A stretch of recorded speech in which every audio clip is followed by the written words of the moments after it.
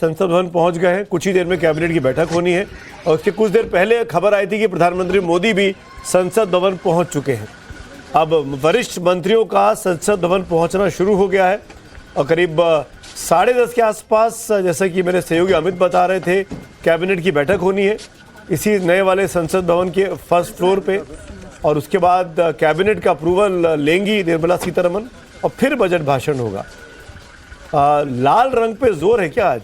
निर्मला सीतारमण की साड़ी भी लाल थी और गृह मंत्री की जैकेट भी लाल दिखाई दे रही है। ये क्या, कहाँ इशारा हो रहा है आरती जी? इशारा तो साफ जाहिर है कि प्राइम मिनिस्टर मोदी की टीम जो है वो वाइब्रेंसी, एनर्जी, एग्रेशन, असर्शन, ये सारी चीज़ें वो दिखा रही है और उस वक्त दिखा रही है जब पूरी दुनिया में बहुत बड़े लेवल पे एक डिसरप्शन हो रहा है, वर्ल्ड ऑर्डर बदल रहा है, फाइनेंशियल ऑर्डर बदल रहा है और उसका संकेत बिल्कुल साफ तरीके से दे रहे हैं गृह मंत्री अमित शाह और निर्मला सीतारमण जी कि इस सारे सिनेरियो में भी भारत खड़ा है और भारत इन सारी चैलेंजेस के साथ बहुत स्ट्रेंथ के साथ लड़ेगा और पूरी अर्थव्यवस्था जो है उसको स्ट्रेंथन करने की पूरी कोशिश रहेगी। इनफैक्ट लाल रंग की बाहर है, राष्ट्रपति की साड़ी में भी लाल रंग दिखाई दे रहा है। सुमित, इस बार लाल है जो बजट बन रहा है ना, ये विकसित भारत 2047 की पहली सीढ़ी है। हाँ, 21 साल में हमको 4 ट्रिलियन से 30 ट्रिलियन पहुंचना है, तो ये उसकी पहली 4 सीढ़ी ट्रिलियन से 30 ट्रिलियन। हाँ, ये हमारा टारगेट है 30 ट्रिलियन 2047। तो जब हम 30 ट्रिलियन होंगे 2047 में, तब अमेरिका और चीन कहाँ होंगे?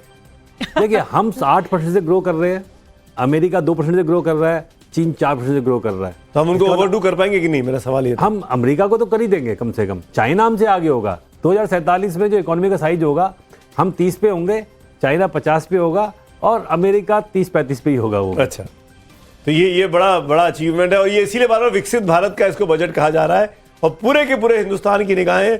देखिए, मैं एक चीज़ और जानना चाहूँगा आपसे आरती। पिछली बार क्योंकि चुनाव था, चुनाव को लेकर कई सारी घोषणाएं हुई और जो कि जिसका इम्पैक्ट भी दिखा हमको, दिल्ली के चुनाव में दिखा, लोकसभा में भी दिखा।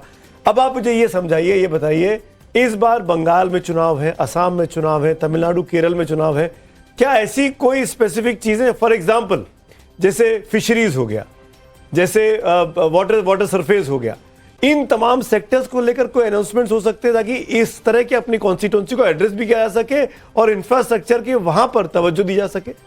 देखिए, ओवरऑल अगर आप देखें प्राइम मिनिस्टर मोदी का जो ओवरऑल इकोनॉमिक विजन है और जिस तरह से वो इंटरलिंक करते हैं पॉलिटिक्स को और खासकर अपनी कॉन्स्टिट्यूंसीज को, कुछ ना कुछ हर बजट में वो उसका स्कोप रखते हैं। वो वाराणसी हो, उनकी अपनी कंस्टिट्यूंसी, या अब असम, बंगाल, तमिलनाडु की बात जो कर रहे हैं, लग रहा है कि वो उन रीजन्स को और उन स्टेट्स के लिए भी कुछ स्कोप रखेंगे ताकि जब कैंपेनिंग का समय आए, जब इलेक्शन लड़ने का समय आए, तो उस वक्त वो इन फिशरमैन हो या असम के जो लोग हैं या बंगाल के जो लोग हैं, उनको वो कुछ ना कुछ देने की स्थिति में हो।